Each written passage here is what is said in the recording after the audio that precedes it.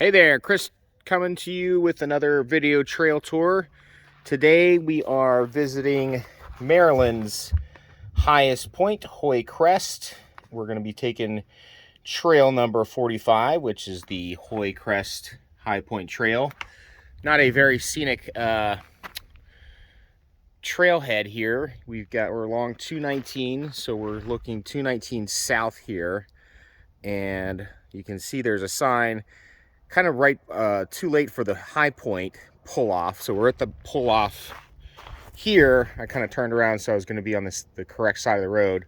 So if you're coming from Oakland, from actually Maryland, you'd want to pull off here. There's a similar little sign coming the other way too. So you'd be able to see this, but it's a little bit, you just kind of go slow.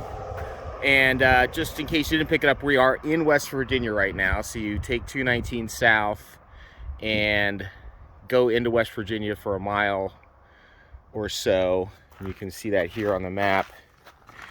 You're on 219 coming south into West Virginia. And the trailhead's here, and we're going to hike back up Backbone Mountain, up that way to the high point. So let's go ahead and get started. Okay, just a bit in here just to show you the trail and how we kind of start here. There's 219, there's my car, and we're heading up this logging road. I think we largely follow a logging road all the way up, and it's just straight on up and not a lot to see until you get to the top. But if there's anything interesting, I'll be sure to record a clip. This is an interesting kind of new view that has happened since the last time I came up this trail. So it's always been an area that's been logged, so that's not really too surprising. The fence is kind of new. I knew there was a development of houses, but I've never actually been able to see any up there, so you can see a house, which must have an incredible view up at the top there. So that's where we're heading. Kind of got some fenced off area here, I guess to keep people out of the logging. I don't know. I'll be honest, I'm not really sure about the ownership of this trail. I kind of assume it's one of those things that's privately owned, but no one has really ever complained or cared. And it's just one of those things of, it's kind of goes to a place, you know, the high point that's everybody's. So hopefully whoever owns this continues to kind of try and keep some sort of access like this available. Hopefully. But it does kind of create a nice view of the wind turbines over there. You usually can't see that when there's a lot of trees in the way. So that's kind of cool too. But up and onwards. Still up, up and up. I think this is the first switchback here. But very well labeled with the HP and the arrow. And those appear to be pretty old. So I guess this is still the original trail, even though all this clear cut is new. But you know, clear cut, you get a nice view of what's below, and it's pretty nice. But yeah, we've been coming up that way, following that fence, and it is pretty much straight up the hill, which, you know, it's fine if you're driving a vehicle, but humans don't have quite that type of torque, I guess, to climb up a hill. So if you see a trail that goes straight up a mountain or the switchbacks, you may want to consider the switchbacks. They even though the distance is longer overall. But we're gonna keep on climbing. Okay, we made it almost there. We kind of turned off the kind of real straight up road, and now we're on the crest, and we're gonna be following the crest up to Hoye Crest, But we're going to stop for a deliciously nerdy history break and go off to the left here and check out what this West Virginia, Maryland marker number 3 is. Okay, we made it to the marker number 3 here, rather mysteriously, just mounted on top of a outcropping of rocks here.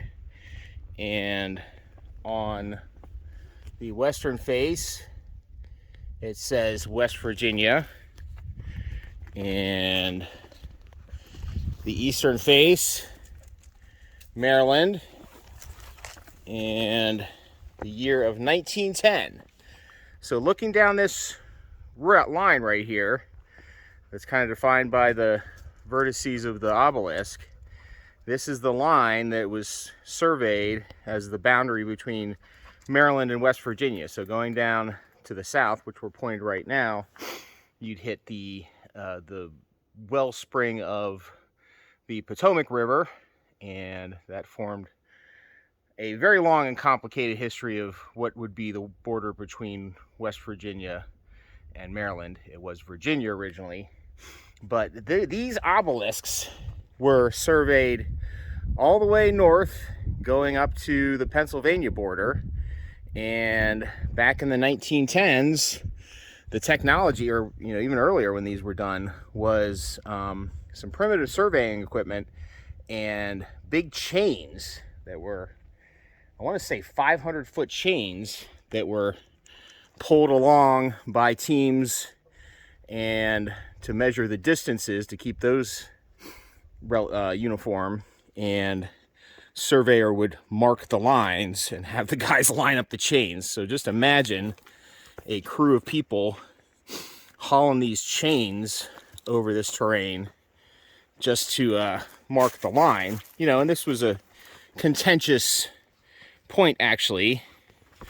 The actual border between Maryland and West Virginia wasn't settled on this particular border wasn't settled until 1910 by a Supreme Court ruling. So it's one of those history trivia items, but it does kind of underscore the importance of geography and importance of maps and understanding where things are. We've got Russia invading Ukraine over territorial disputes. We've got China and Taiwan. So maps matter, and geographical literacy matters. So end of sermon, and up to the high point. And here we are at Hoye Crest, elevation 3,360 feet. An amazing view over to the east and west. Some new picnic benches since I've been here last. I think that sign is new too. Oh, that's a mailbox to register. And I think maybe the most remote and least accessible Maryland historical marker in the state that I'm aware of. It's most everything else is along the road, but the high point, I'm not sure if it's club or organization, has done a really nice job of kind of cutting some of these viewways here and really being able to take in the view. And just another nerdy historical note is that this is named after Captain Charles Hoye, founder of the Garrett County Historical Society, and that's an organization that I'm part of, and I think is important to remember and respect our history. So it's good to see some history nerds getting a little naming credit on an interesting local feature. So I'm going to hang out here for a bit and maybe do some more video up here. But for right now, just enjoy the view. I had done a little bit of drone footage here to get the highest view possible. So right now we're looking to the east. This is looking into Maryland, into the kind of the bottom corner of Garrett County. And we're going to turn clockwise in just a second here. But, you know, it may be not the most exciting time to look at get this kind of view, but it is still pretty spectacular. And I'm going to start us turning here clockwise. So now we'll be turning to the south. And just getting this amazing view here.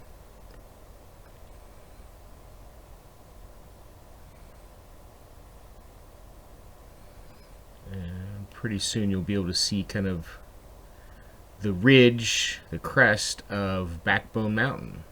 And here it's kind of coming into view. You can see that we're on the crest of Backbone Mountain. You can see some wind turbines down there in West Virginia.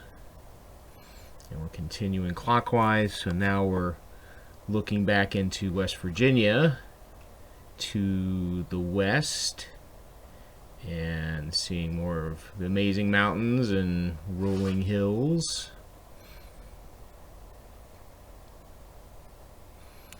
And coming up here is kind of an interesting spot. We're going to be looking north now along Backbone Mountain, and quite close are a couple of houses.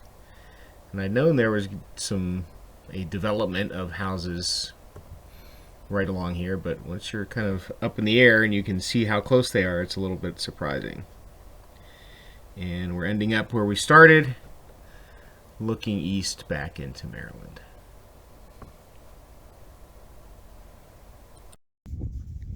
One last little bit on the high point up here is the register, and it is the High Pointers Foundation that has, I guess, kind of a local chapter of that. But if you look in here, there's a nice way to, register your name, where you're from. I think this is cool. It's got like a little laminated thing, so you could hold that up for a picture if you want to hold that up. So over there, you could get a selfie and show exactly where you are. So that's pretty cool that this group does that. So I'm going to register, and then I'm going to head back down. A lot easier going down. Okay, and we're back here at the trailhead.